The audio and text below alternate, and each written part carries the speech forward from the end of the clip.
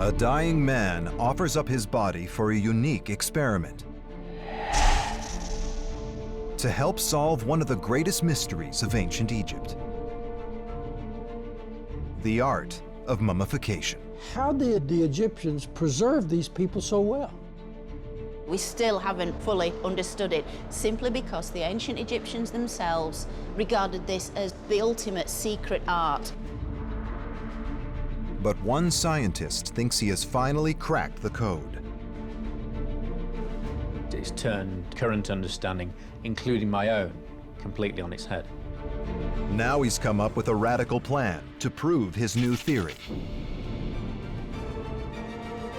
Applying the same techniques used 3,000 years ago on the Egyptian pharaohs, he will mummify one extraordinary man. That's what we all strive for, is to learn. This is mummification, but in a completely new light. Shame I'm not ever going to be around to see it, isn't it? I quite like documentaries.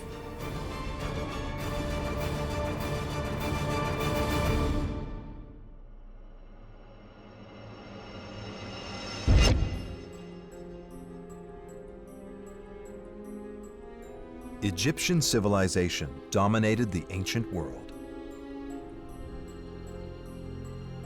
For the last 9 years, Dr. Joe Fletcher of the University of York in England has been on a quest to discover its most intriguing secret: the mummification of the pharaohs. It just allows us to look into their faces and see them as the same kind of individuals as you or I. We can really try and tap into what made the ancient Egyptians tick. The human body starts to decompose around 4 minutes after death. So how did the Egyptians manage to preserve them for more than 3,000 years? In all the hieroglyphs and scripts of ancient Egypt, there is no written formula for mummification. Its techniques must have been passed down by word of mouth alone. Mummification was secret because the well-being of Egypt depended on it. It meant that even after death, the pharaoh could still protect the nation in spirit. The death of any pharaoh was a crisis point for the ancient Egyptians, and it was essential that each deceased pharaoh be transformed into a mummy to create basically a permanent home for the soul. The mummified pharaoh's soul could still recognize his body and dwell there forever. If the divine royal soul could last forever, so could Egypt. It was a kind of guarantee that each one would last for eternity. With the future of Egypt at stake, mummification was a matter of national security. But to crack the code, Joe Fletcher has an expert ally: her partner and academic colleague back home in England. Archaeological chemist Dr. Stephen Buckley is on the verge of a major discovery. Using cutting-edge science, he believes that he is closer than anyone before him to answering the question: how did the ancient Egyptians so perfectly stop time at the moment of death? I have come up with fantastic new insights that tell us a very great deal. It's turned current understanding, including my own, completely on its head. As a chemist, Buckley probes deeply. He can look beneath the mummy's skin. What I was able to do was to look at things in quite a different way, and in doing so, get information that perhaps people had missed.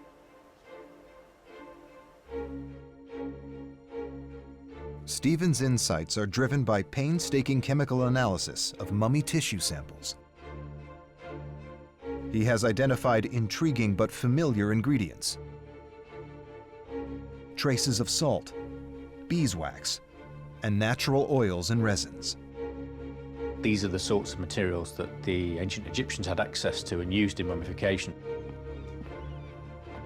Stephen set out to master the skills of the very best Egyptian embalmers by testing these ancient ingredients on samples of pigs in nearly 200 mummification experiments. Now he's ready to prove his theory in the most challenging way possible. You really need to do a human being to test it ultimately. I felt as long as the person and the family had their eyes open and wanted to do this, it was the right thing to do. The opportunity has finally arrived. Now, in a remarkable gift to science, a human donor has given his body to be mummified in the same way as ancient Egypt's very best. Over the next 3 months, a carefully assembled team of experts will attempt to preserve his body using techniques last practiced by the ancient Egyptians more than 3,000 years ago. Professor Peter Venisis is one of the world's top forensic pathologists. What we're doing here is going to help us understand a lot more and improve our knowledge on the whole process of mummification. He has performed more than 10,000 autopsies, many on murder victims. If I see something and I've never encountered it before, I do say, what's that? What's this all about? And try and investigate it. It's a challenge. Forensic anthropologist Professor Bill Bass is a world expert in human decomposition. All of my adult life, I have been interested in looking at the changes that occur to teach students on what happens after death. Bass is the pioneering scientist behind the Body Farm in Knoxville, Tennessee, where human donors give their bodies for research. People wonder. People wonder, well, what happens? What happens when a body decays? Professor Bass and his colleague Rebecca Taylor will monitor the project from Tennessee. But the most important person in this story is not a scientist.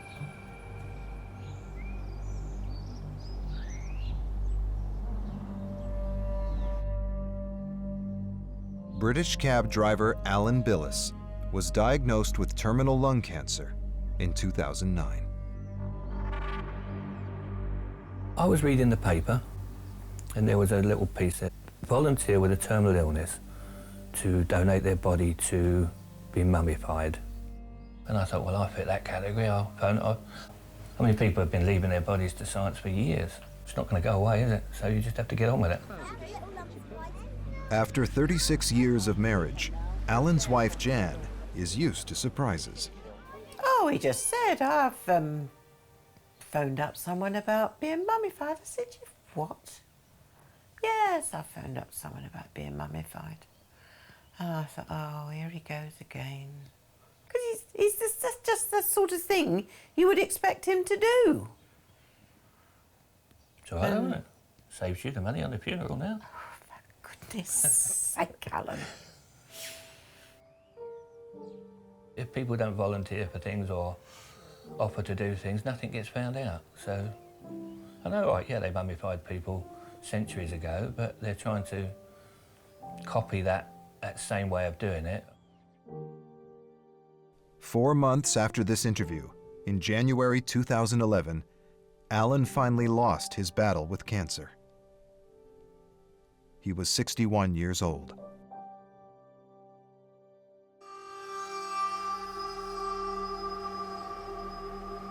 Now he begins a new journey. The mummification is about to begin. The clock is ticking. When a person dies, their body starts to decay within minutes. The scientists aim to stop this process in its tracks, forever. The ancient Egyptian art of mummification is about to be reborn.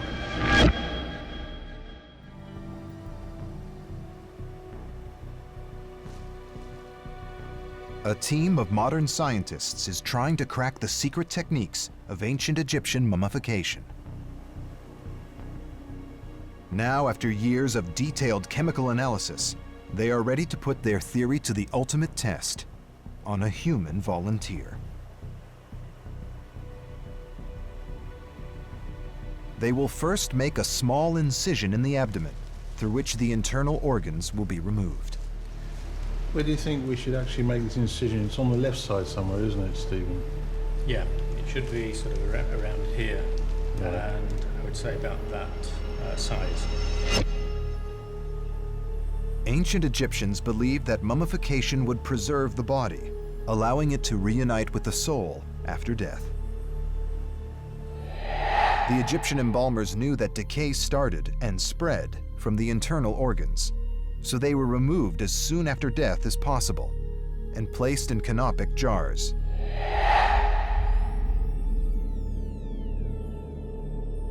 Egyptologist Dr. Joe Fletcher is part of the mummification team. It was essential that the internal organs were taken out of the body cavity, and so the intestines, the liver, the stomach and the lungs all had to be removed through a small incision in the left side of the body. To minimize damage, the Egyptians extracted the organs through a cut around 4 inches long. This type of keyhole surgery is pathologist Peter Venisi's first challenge. Just make a small cut there. And I'm relying on my anatomical knowledge to tell me where everything is. Here I'm working blind. It's totally different. 28 feet of intestines must be removed through the small gap.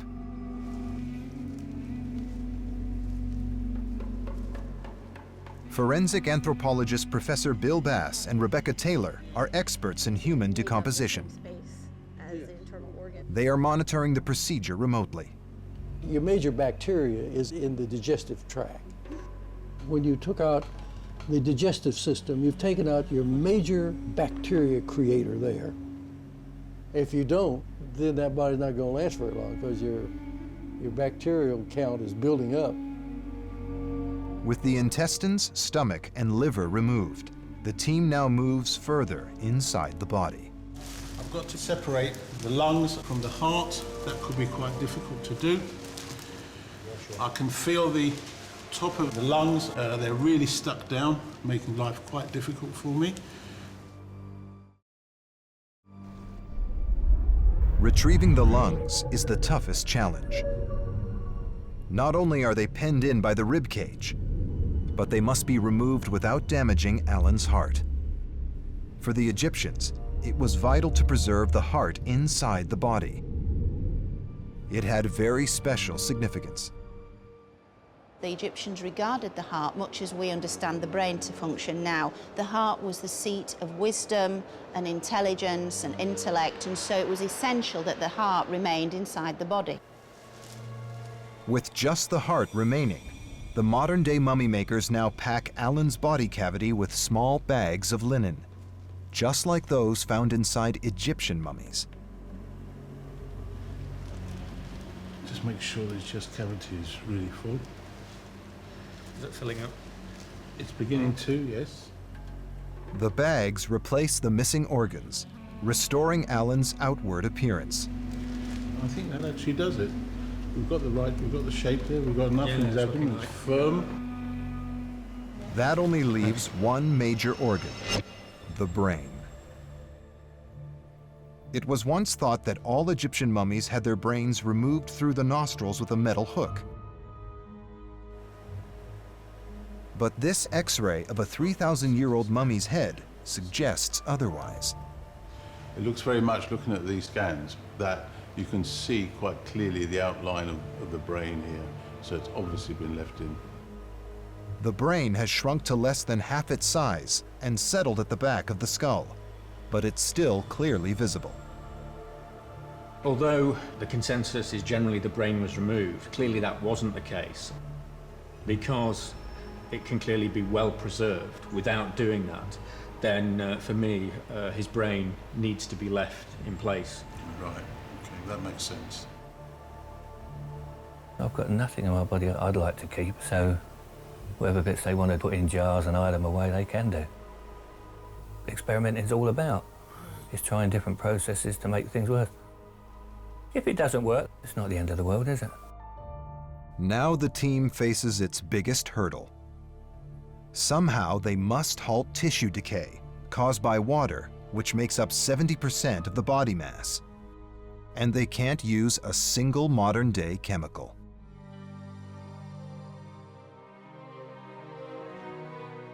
The creation of a 21st century mummy using the very best ancient Egyptian methods moves into its second phase. The modern embalmers have removed the internal organs. Now the incisions are sealed with beeswax in the ancient Egyptian tradition.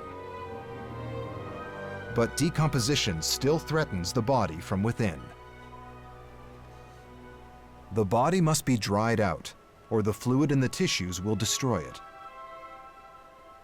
Chemical analysis of ancient mummies has revealed that a key ingredient in this process was a type of salt called natron.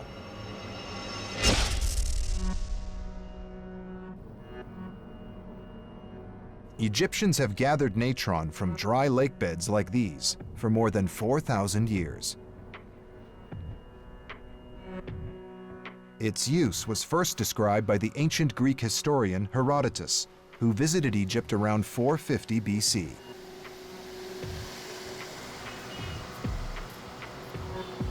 He wrote that the Egyptians preserved their mummies the same way they preserved fish. First, they removed the entrails, then they packed them in salt to dry. The salt draws the moisture from the flesh and up through the skin, where it's absorbed by the salt. But Stephen Buckley has discovered evidence that suggests the Egyptians also developed another, far superior method.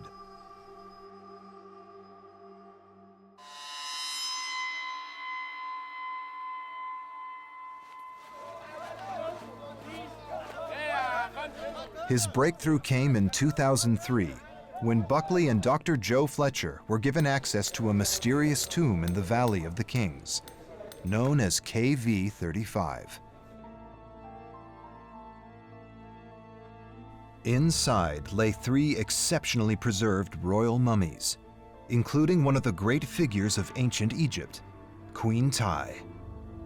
She would come to transform Buckley and Fletcher's ideas about mummification and turn current understanding on its head. I think one of the best moments for me was the X-rays coming up digitally on the screen. It was very much a light bulb moment, no question. As a chemist, Buckley saw something mysterious deep beneath her skin. This artifact, this strange sort of flakes in and around the arms, it was telling me this could well be extremely important. Queen Ty was part of a very special family, the 18th dynasty.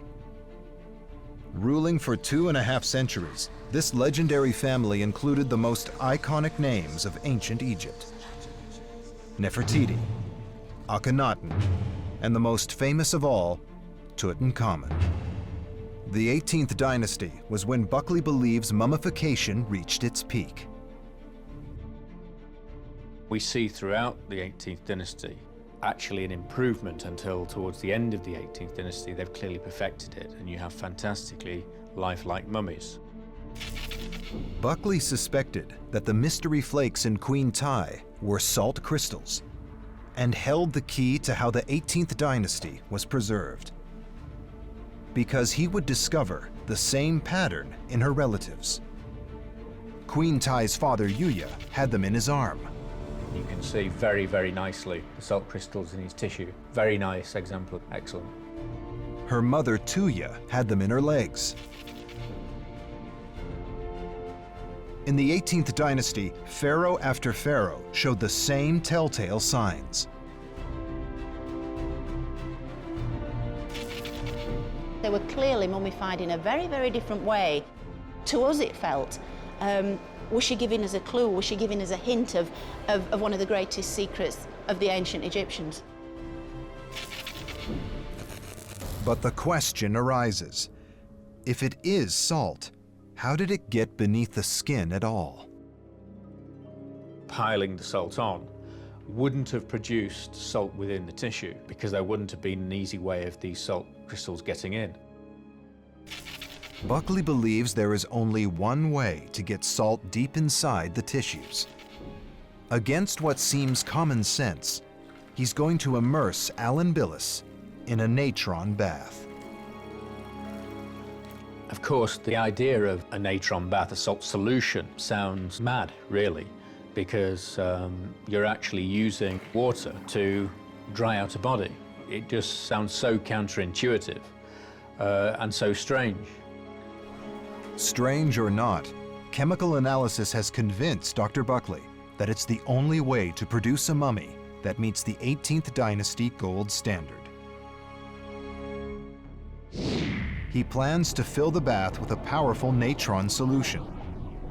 He believes the salt solution will diffuse throughout Alan's body, creating an alkaline environment to inhibit bacteria and stop enzymes from destroying the body. But before Stephen Buckley, Egyptologists had dismissed the idea of a natron bath. Dead bodies and salt water normally don't mix. If we find dead bodies in the sea, we will usually see them pretty decomposed. The thought of actually putting Alan in water just seemed absolutely crazy, because to me, when you put a body into water, they've gone off very, very quickly.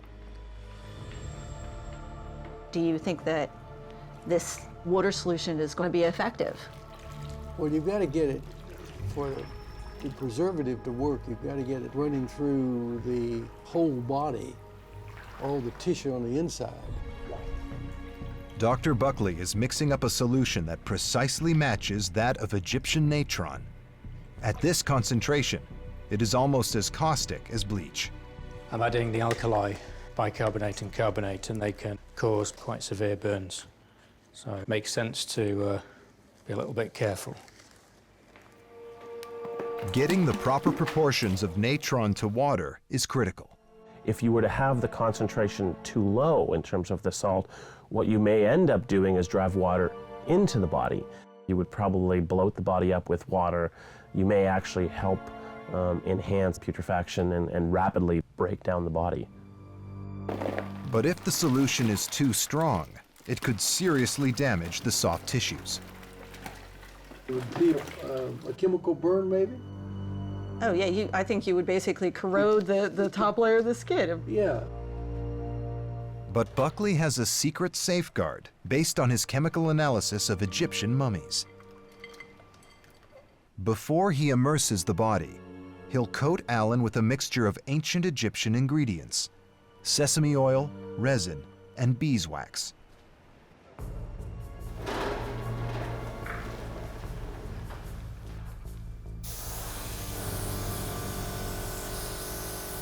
When the sesame oil dries, the beeswax and resin will form a barrier layer on the skin to stop it from bleaching.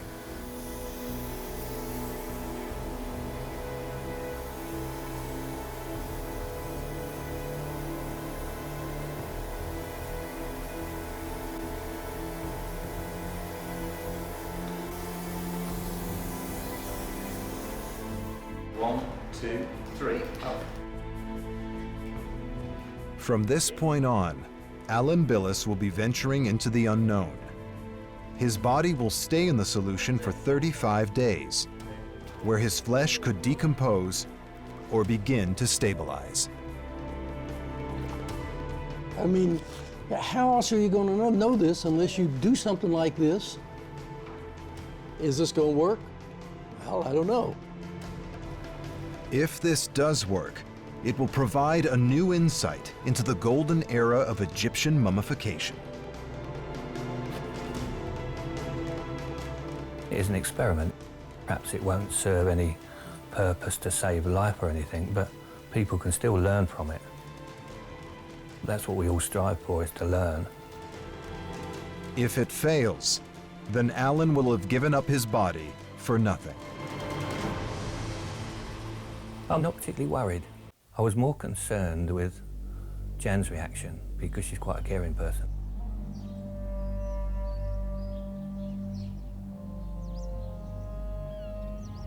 He's swimming in his tank. Oh, I bet he's having a lovely time.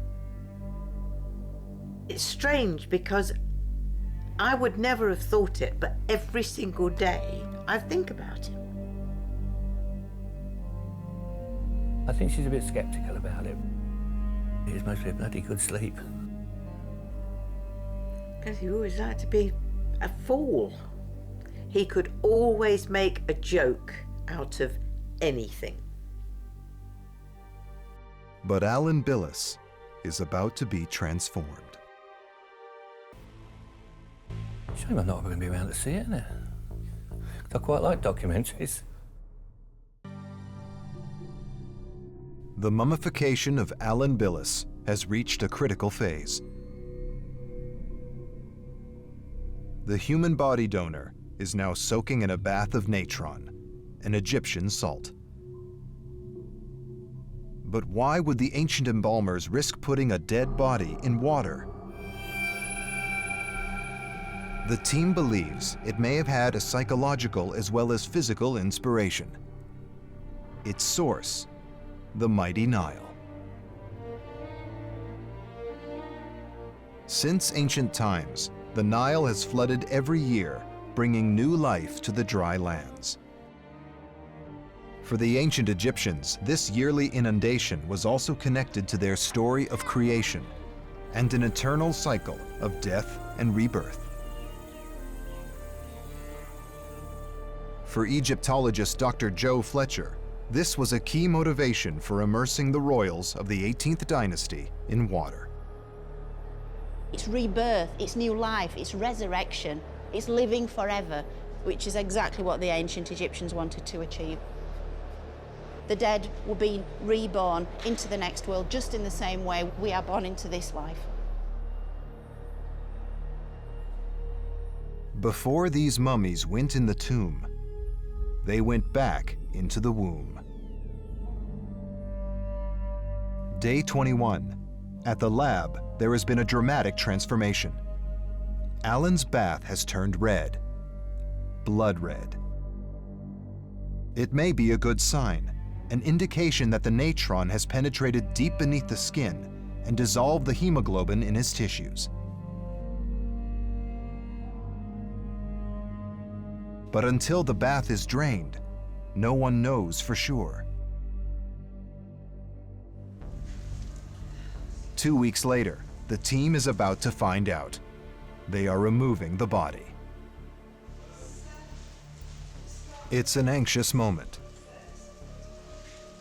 Dr. Buckley has only tried the natron bath before on piglets. A human body is very different. Okay. Because this is the critical time when he's at his most fragile, really.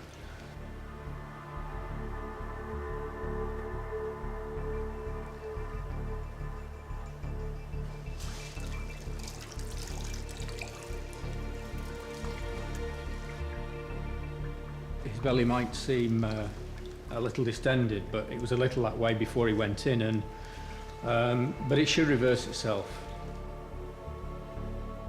The solution has soaked into the linen packed into Alan's body cavity, distending his abdomen.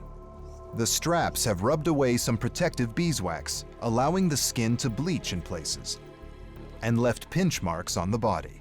I think I've really always had a great deal of respect for the Egyptian embalmers. Doing this project, I have yet more respect for them because of the difficulties that you see when you try it for real. Stephen Buckley hopes he has transformed Alan's body chemistry. The natron bath is highly alkaline. As the solution soaks into the skin, he believes it will have both driven out the internal liquids and started to break down the body fat into a new and highly stable form. This should make Alan's body far more resistant to decomposition.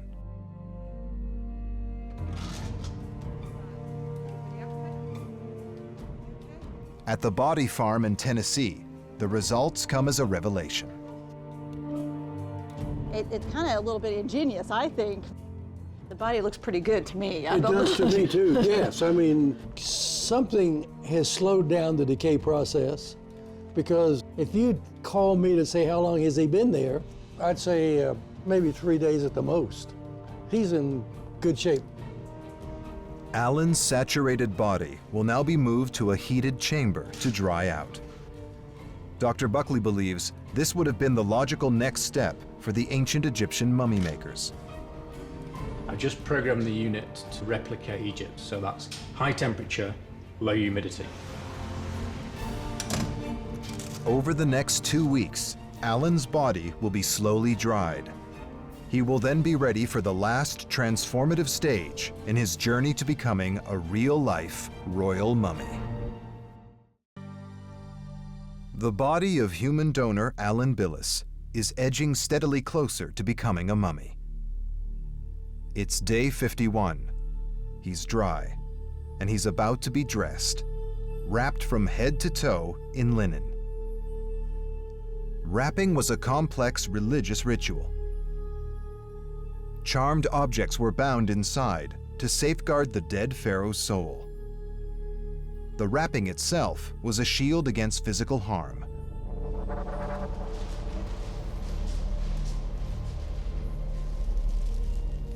For the Egyptian embalmers, this would be the very last time they would see the face of their pharaoh.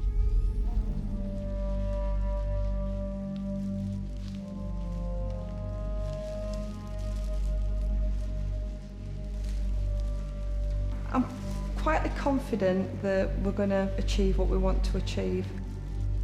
Once we do wrap his face, to me it's also very emotional because this is very final. Alan will now be left to dry for a final 6 weeks. Only then can the team decide whether his mummification is a success or a failure. But before the team of scientists get to examine him, this modern-day pharaoh will receive one last farewell.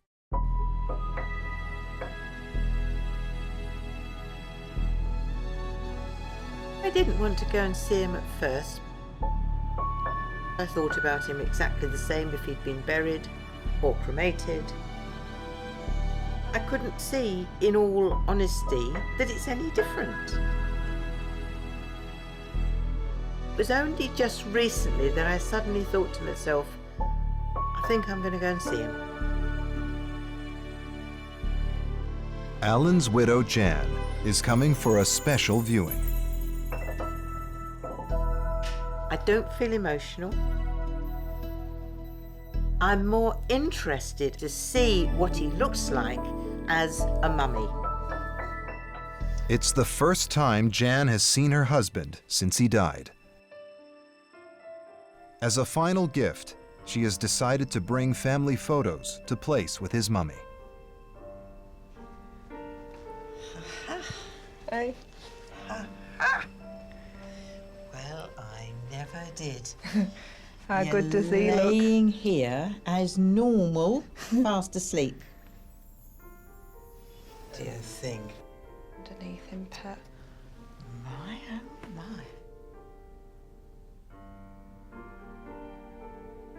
I'm quite surprised that I feel I need to feel his hands. Yeah. And it's his hands more. He's quite It's really, nice, isn't he? yeah. Well, I Can you tell it's never- him? Yes. Just feeling. Dear fellow. Well, I never did, your lordship. Would he have approved? Oh, he'd be in his glory.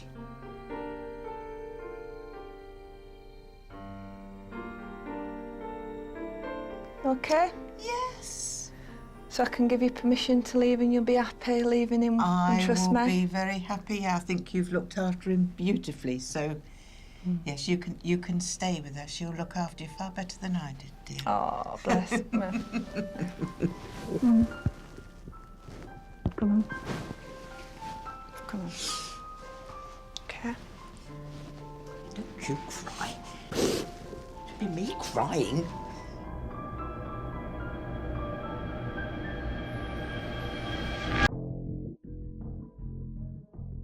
In Sheffield, the mummification process takes another step forward. The team are about to X-ray Alan's body.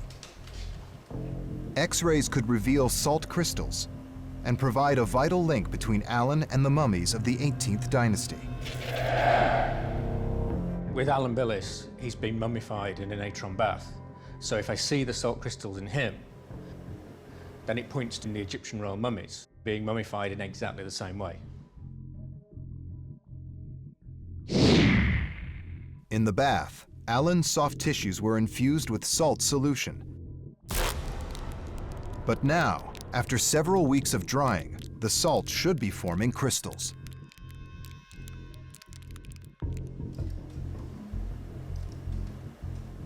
Stephen targets the X-ray beam on Alan's legs. He and Maxine retreat to a safe position and hope for the best.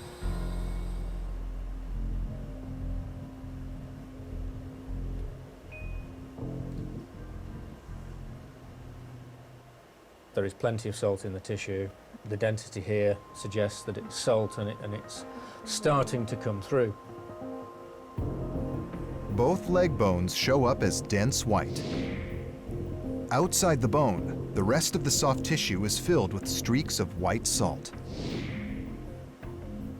It's patchy, isn't it? It's patchy, but it's quite uniform in the same way as that it's affecting all the tissues. Yeah. It's not just in one area. The white streaks are present across the entire body, the shoulders and arms, legs and feet. So this does show exactly what you get when you use a natron bath. Alan is gradually taking on the features of an 18th dynasty mummy. I mean, the reality is the time frame involved is relatively short. The longer you leave it, the crystals will grow larger. That's the way it works. The process is nearly complete. Over the last 90 days, Alan's body has been disemboweled, packed with linen, and sprayed in a protective oil. He has spent 5 weeks in a salt bath, wrapped, and then dried for a further 6 weeks. Tomorrow is the final day of scientific analysis, when at last his fully mummified body will be revealed.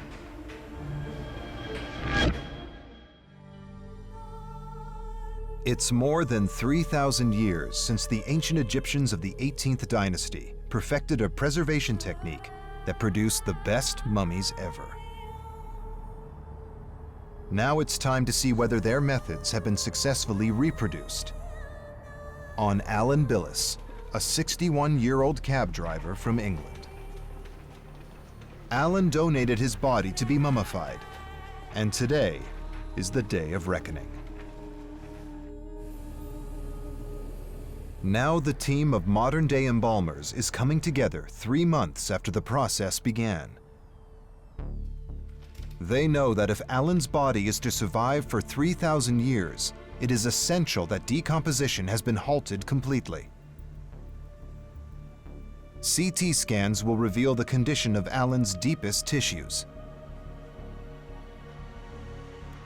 Pathologist Professor Venices wants to assess whether ultimately these tissues have been stabilized. We need to have the appearances of dark, leathery, hard tissue. I'm actually very excited to see how this is going to pan out.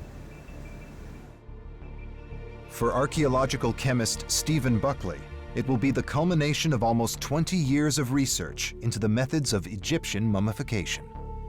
What's so important about today is I'm actually going to see Alan's body in the condition that the best Egyptian mummies were at the time they were going into the tomb, which was the crucial time for the soul to recognize the body. I will see how well he's preserved now, and therefore how he's going to look in the long term. Dr. Joe Fletcher, the Egyptologist on the team, has come to witness the renaissance of an ancient secret art.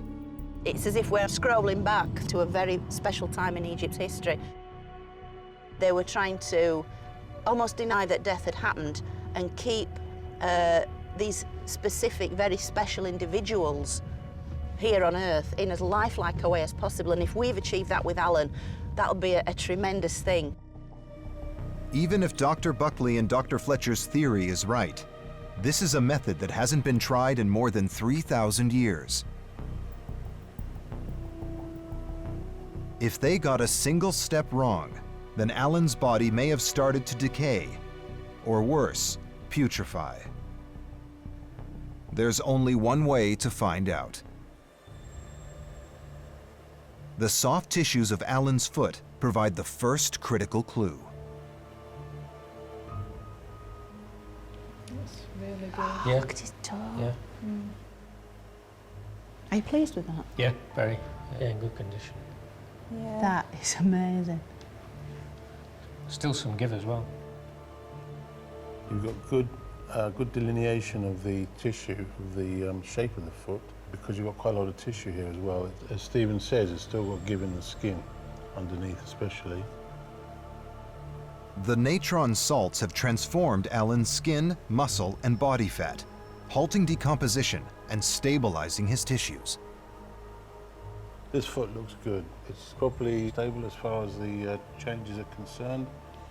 It's got a nice colour to it. It's not like a decomposed body. It would have been soft and slimy. It's almost like a cast, isn't it? Yeah, it is. That's a good description, a cast. Yeah. Professor Venesis needs to check that the changes are uniform. Alan's hand has lost a greater proportion of water and fat, but it has the same signs of stability. This has lost a lot more tissue, particularly from the ends of the fingers. The top of the hand at the back is a bit more like the foot, where it's softer, but still has this leathery texture to it. You expect the fingers to move at any point. And all those fingernails are on, aren't they? Yeah, they are. We need to see some more, though. With the CT scan, Professor Venesis can examine Alan's entire body. He explores the outer layers of soft tissue. The skin itself has this leathery appearance, which indicates that he has become mummified all over. We can see it over the chest, over the arms in particular. It does look as if it's a pretty uniform mummification, which is good. The body cavities are scanned for signs of decay. We can actually take layers off the body and go down to the cavity. The decomposition process seems to have been arrested. Even the deepest tissues are stable. It makes me very confident that his tissues have been mummified correctly and in a very successful manner. But the final proof is still to come. For a modern-day cab driver to be reborn as an Egyptian pharaoh, he has to look the part. In a break with Egyptian tradition, they decide to unwrap his face so they can compare him to how other Egyptian mummies look unmasked. Right, Alan, this is your moment of truth. Let's see how we're looking. Wow. There you go, Alan. Still him.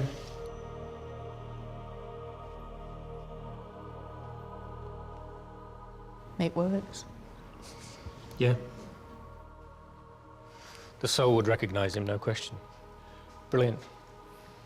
Definitely a success. Yeah. Yeah. Yeah, you can still tell it's Alan. Yeah, definitely. Okay. Absolutely. The hair has been preserved, both the head and the stubble and the eyebrows. And so really, I mean, the result is fantastic. It's very pleasing. It's been so successful, it's extraordinary. We're the very first people to see a mummy produced in this way. I'm impressed at what good shape that body is. I think this is a great research project. We're learning more about what they did 3,000 years ago. Mummification is complete. He's definitely as good as the best of the royal mummies, no question. So I think we can be pretty happy. The preservation process has captured the essence of him. It's captured his character, that the way he always looked in life. It does look as if he's asleep. And I think that's the mark of success, so he is a true mummy.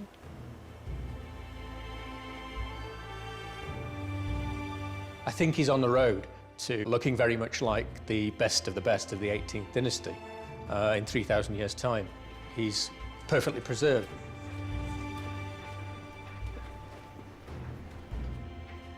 For the moment, Alan's body will remain under scientific observation, where the team will continue to monitor him. We're all into new territory here. We've taken the next step in looking at it scientifically. 100 years from now, I'll bet you're going to see that there's been tremendous strides made in this procedure.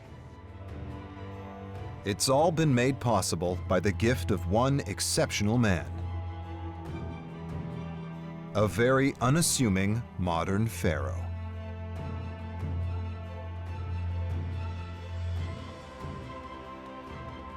I'd like to hope I'm going to be missed. I've had quite a good life. I'm going to be hanging around a bit longer, that's all. That's my legacy, I suppose.